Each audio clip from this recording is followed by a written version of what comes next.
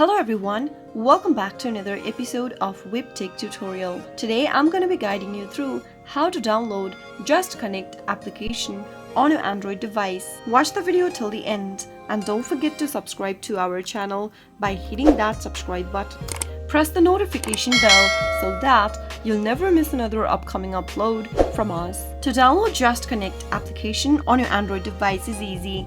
First, make sure that your device is connected to a stable internet, and then, after it is, open up your Play Store. Into the search box, type in Just Connect and perform your search. Once you find this application that says Just Connect from Just Software AG, tap on the install button to begin the downloading process. Just Connect application lets you collaborate in real time with style, send messages, and share documents and images with just one click. Once the application is downloaded, tap on the Open button to launch Open Just Connect. That is how you can easily download Just Connect on your Android device and start using it whenever you want. I hope the tutorial was helpful to you. If it was, go ahead and give us a thumbs up.